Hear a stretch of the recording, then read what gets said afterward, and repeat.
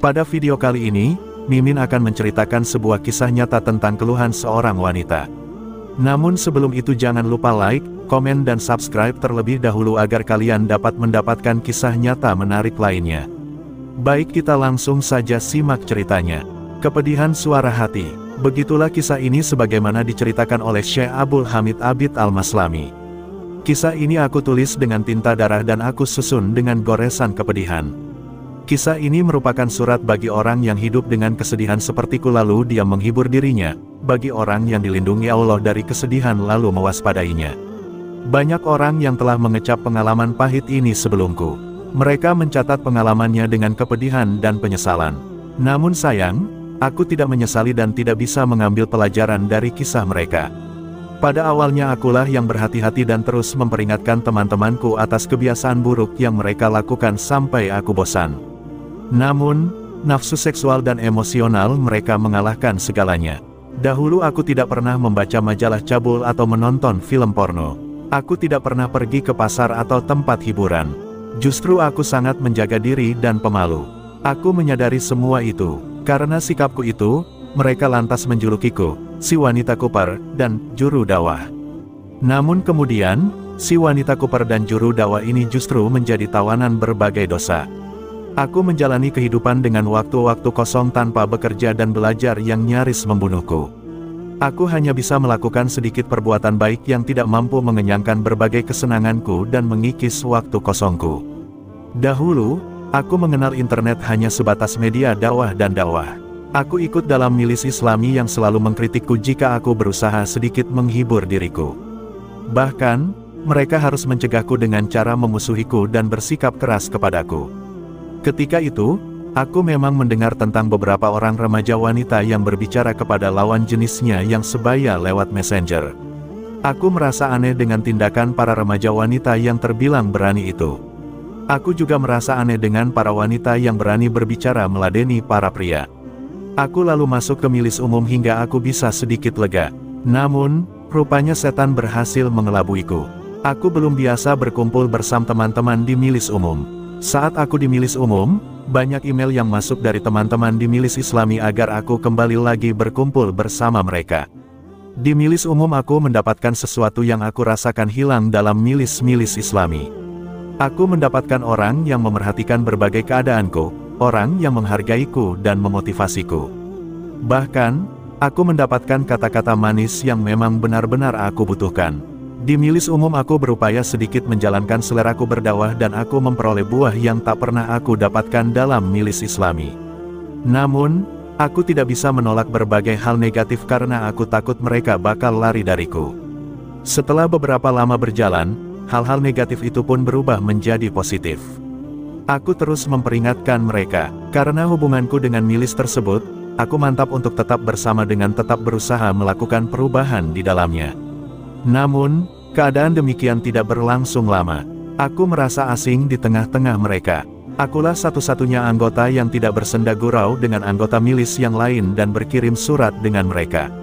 Aku ingin sekali berinteraksi dengan mereka karena sebelumnya aku pernah dekat dengan mereka. Aku lalu berkenalan dengan dua orang anggota milis, berbincang dengan mereka lewat messenger. Awalnya aku kurang nyaman bersama mereka. Tetapi kemudian, aku cukup bergantung kepada mereka hingga pada batas aku tidak bisa berpisah dengan mereka, baik aku berhubungan dengan mereka lewat email maupun messenger. Terkadang lewat balasan email aku berharap bahwa pemimpin milis mau mengarahkan dan menasihatiku. Namun, semua itu percuma saja. Hingga akhirnya, cara komunikasi para milis terus berkembang menjadi saling tukar foto dan komunikasi langsung, termasuk kepada anggota milis pria.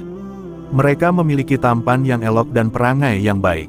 Terkadang mereka merayu dengan bahasa yang santun dan menawan, sehingga aku sering berhubungan dengan mereka. Aku pun tidak bisa tidur malam dan menjamah makanan. Akibatnya, tulangku rapuh dan fisikku lemah. Aku merasa gelisah, linglung, dan kecanduan chatting hingga aku merasa seperti terjerat. Aku takut terhadap aib dan cemoohan mereka jika aku harus berhenti komunikasi dengan mereka.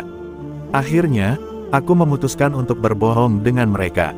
Aku katakan, aku sebentar lagi akan menikah.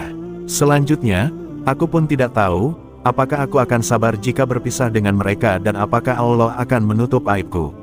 Semoga Allah mengampuniku. Aku seringkali berangan-angan bisa bertemu dengan mereka dan memuaskan hasrat seksualku, apalagi usiaku saat itu sudah mencapai 25 tahun. Aku tidaklah bosan mendambakan pernikahan meski syarat yang ditetapkan keluarga cukup berat dan aku bukanlah seorang wanita yang cantik.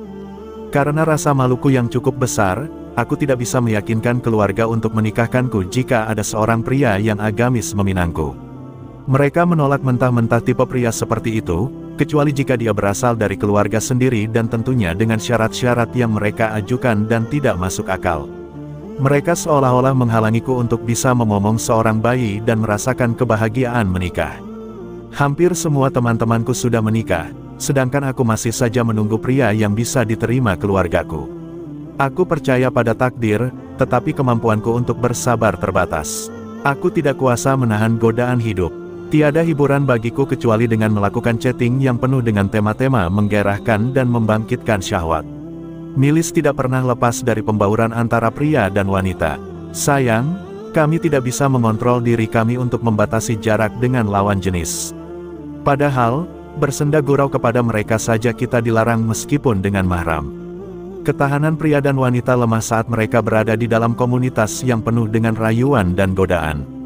Iman pun bisa akan lemah kalau terus-menerus berada dalam godaan. Akibatnya, nafsu menahanku untuk keluar dari keadaan ini demi menyelamatkan diriku dari bencana, tetapi aku tidak mampu. Lalu, apa solusinya? Selamatkanlah aku yang hampir tenggelam. Aku takut menenggelamkan juga keluarga bersamaku. Sebelum aku akhiri kisah ini, aku akan memberikan beberapa catatan yang aku tujukan kepada Direktur Milis. Selamanya aku tidak akan pernah menoleransi kelengahan apapun yang Anda lakukan dalam mengatur milis dan mengontrol anggota Anda. Anda bertanggung jawab penuh atas setiap penyimpangan yang dilakukan anggota milis Anda. Pengawas milis wanita, Anda juga bertanggung jawab terhadap para anak gadis seperti Anda. Mengapa aku melihat Anda menyimpang dari orientasi para saudara Anda?